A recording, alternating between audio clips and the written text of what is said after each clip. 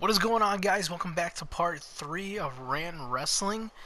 This is going to be the final part 3 of the WWE draft segment right here. So we talked about Raw, and we talked about SmackDown. Kind of just went into the details of the rosters, of the shows, different segments, different divisions that they're going to be featuring. Still, we don't know what's going on with the championships. Okay?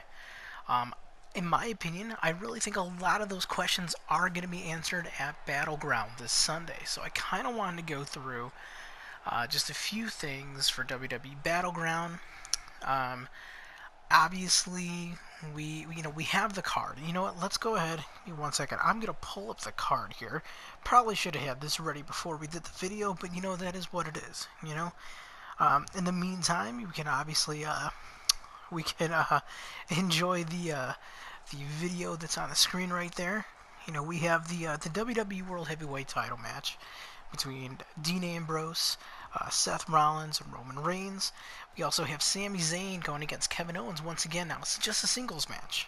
No actual stipulations for this. So instead of starting at the main event, we're going to start at the bottom here. Okay. I'm going to talk about Sasha Banks and a mystery partner taking on Charlotte and Dana Brooke. Okay, so the whole wrestling community, the internet wrestling community, everybody keeps thinking that it's going to be Bayley. It's going to be Bayley, and I tell you what, yours truly, I would be very happy if Bayley made her debut, her main roster debut, and came out and was Sasha Banks' partner. But I really don't think that's going to be the case. Bayley has a lot of business going on in NXT. I think she's got some unfinished business with Asuka, obviously. That's going to be going into Takeover Brooklyn or Return to Brooklyn. I think that's actually the name of it. And I believe Sasha's actually come out herself on Twitter and saying that she doesn't want Bayley to be her partner. So, we've gotten a lot of ideas as far as people that are already on the roster, maybe some women that are looking to come back. I believe there was actually a story a few weeks ago that Trish Stratus wanted to come back for one more match. I don't think it would be a Battleground unless it was like in Toronto, which it is not. So I'm not really looking for Bayley to be the mystery partner here. In my opinion, it's probably going to be either Carmella or Nia Jax. Now, Carmella would be great. However, I just don't think she'll get a good reaction. But I think it's just almost like I don't know. I think that she's great. She'll get a good reaction. But I think Carmella has to be her own person at this point. I don't want her to kind of come in and be Sasha Banks, sidekick, because I think that if you do bring her in at this point, that's what she's gonna be, and that's no slight to Carmella or anything. I just think that that's just how it is right now. Now, if you bring in Nia Jax, okay, and the reason I'm going to Nia Jax and not going to any of the other divas or not going to Alexa Bliss is going to be her own thing. I think Alexa Bliss versus Carmella would be a great feud coming in on SmackDown. Now, if you have Dana Brooke and Charlotte, who have been kind of getting the upper hand I was gonna say getting the upper hand of Charlotte, getting the upper hand of Sasha Banks, and getting the other hand of all the other divas here and there. Now we have the opportunity to have them get like what's coming to them. So you have Sasha come out, and then you have Charlotte and Dana Brooke saying you don't have a partner, no one's willing to team with you, and then you have this big massive monster of a beautiful woman coming out, and that being Nia Jax, where you could bring her in as a face, and it's going to be so intimidating. You can have her just manhandle Dana Brooke, you can have her get some good offense in on Charlotte, and then eventually you have Sasha Banks pinning Charlotte clean in the middle of the ring, right? So that'll set up your women's championship match, a one-on-one championship match at SummerSlam, where Sasha Banks, in my opinion, should win this match. This will be in Brooklyn. Last year in Brooklyn, she had that phenomenal match with Bayley. I think it's only fitting that Sasha wins the women's title in Brooklyn at SummerSlam. At this point, Charlotte would have held the title for almost a year, right? You can have her maybe, get a rematch on Raw. I still think Sasha should keep it. And then going into Backlash, which I believe is going to be on September 11th, I think going head to head with TNA Bound for Glory, if I'm not mistaken. You have Nia Jax challenging Sasha Banks, saying, "Hey, you know what? I backed you up at Battleground." You could have Nia Jax fight Dana Brooke at SummerSlam. There you go, right? So then that way you leave a true one-on-one match between Charlotte and Sasha Banks. You have Nia Jax saying, "Hey, you know what? I backed you up at Battleground. I took out Dana Brooke at SummerSlam. I want my shot." So that's a whole new feud, okay? High-profile feud for the women, high-profile feud for Sasha Banks, and more importantly, high-profile feud for Nia Jax. Charlotte will be fine without the title for a while. I just really think there just needs to be some fresh blood in that women's division, and I think Nia Jax is just the woman for it. Okay? Moving on, we have the New Day taking on the Wyatt family. So this is really going to be kind of a send-off for the Wyatt family, because with the New Day staying together on Monday Night Raw, and you have Braun Strowman staying on Raw, you have Eric Rowan and Bray Wyatt going to SmackDown. Okay? So, in my opinion, and I've been saying that a lot, this is all my opinion, I think it would only make sense to have the New Day go over clean.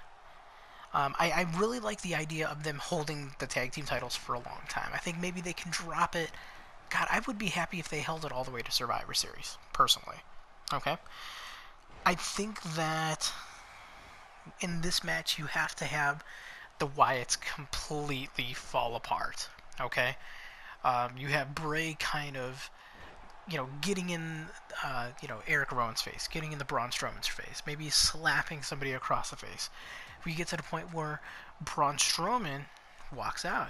Braun Strowman can kind of be that babyface, just staying on Raw, and that'd be a kind of a cool feud between him and Sheamus, him and Big Show. You gotta have Braun Strowman going against somebody huge, okay? Unless it's an annoying ass, teeny tiny, heel, and I don't think that we actually have anybody like that on Raw, if I'm not mistaken.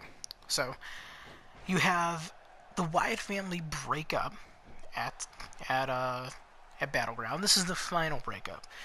So it's going to be easier for Braun Strowman, and it's going to be a huge risk because you got Braun Strowman, who's really not as seasoned as any of the other members, going solo on Raw. And then you have Bray Wyatt, who, in my opinion, is going to just be wonderful and be awesome solo on SmackDown. But the thing is, with Eric Rowan, you still have to keep Eric Rowan separate. So I think you have Bray staying the heel, and then you have Rowan and Strowman becoming the faces. So they walk out on Bray, and let's see, Xavier needs to get the pin on Bray Wyatt. So that caps off that feud. You have Braun Strowman doing his thing on Raw. Maybe you do have Bray Wyatt versus Eric Rowan in a quick feud on SmackDown. Then you can have Bray move on to maybe the IC title. Depending on who wins the IC title. And that's really going to be a big question mark here. Because we have The Miz and Darren Young going for the IC title here. Miz a part of SmackDown. And Darren Young, I believe, a part of Raw. I gotta go back and forth here between the rosters here. Let's see, going back to the Raw roster. Yeah, we have Darren Young going back, staying on Raw. So, I think in this situation you have to have The Miz go over because you want to keep that IC title on SmackDown. Okay? Or you can kind of swap the titles. If you have, let's say you have Darren Young win the IC title, which would be kind of huge, okay? Especially with his character, the new character, and you have Bob Backlund and everything. You bring the IC title over to Raw, and then you can have Zack Ryder win the United States title and bring it over to SmackDown. Just easy switcheroo. And maybe that's the reason why they're not really addressing anything with the championships. I think that we're going to get some more announcements maybe at or after Battleground, but um, as far as The Miz and Darren Young goes, I think you still have to keep the IC title on SmackDown, and then it kind of leads us into the US title, and that match between Zack Ryder and Rusev. I think Rusev is on such a roll now. You have to keep the title on Rusev, and then you keep the US title on Raw. So Raw's going to have the Cruiserweight title eventually. They already have the women's title, and they have the tag team titles. Okay, I don't know if we're going to be getting any floating titles. I mentioned these in our other videos as well. That really remains to be seen here. But I think both champions are going to be retaining as far as the secondary titles. And that leads us into, in my opinion, kind of like our throwaway match here. It's a SmackDown feud. So maybe we'll see this one going on for a few months or so, at least a few weeks. We have Becky Lynch and Natalya. I think Natalya needs the win. You know, she's kind of gotten the short end of the stick for a long time. I think even longer than Becky Lynch. So it would benefit Natalya to get the win, get that nice heel win over here. Throwaway match. That's all there is to it. The next match here, and that's going to be for, well, no, not for any titles. I don't know why I said it was going to be for a title. We have John Cena, Enzo Amore, and Big Cass taking on the club. It's AJ Styles, Luke Gallows, and Carl Anderson. And this is, like I mentioned in the Raw video here of Rant and Wrestling, I think this is where you see the debut of Finn Balor. You have Finn Balor. Here's how you do it. Paint the picture like this, right? You have Gallows and Anderson and Enzo and Cass, kind of like they've taken each other out, right? You have AJ Styles going for maybe the phenomenal forearm. Maybe John Cena catches him, catches him in midair, gets him ready for the attitude adjustment, and then the lights go out. Lights go out, and standing behind John Cena is Finn Balor in full demon makeup. Or maybe, you know what? You do Finn Balor in a club t-shirt. That's what you do. So Finn Balor in his trademark leather jacket, club t-shirt, takes out John Cena with the Bloody Sunday. I forgot what they call it now. I think it's the 1916 or 16. I don't know what it's called, but I still call it the Bloody Sunday. Takes him out with that, and then AJ Styles gets the pin. So then you do the whole, the too sweet thing. Obviously, before this happens, the referee needs to be knocked out or something. Needs to be taken out. But you have the three of them doing the too sweet thing, and then they take out AJ Styles. So there's that.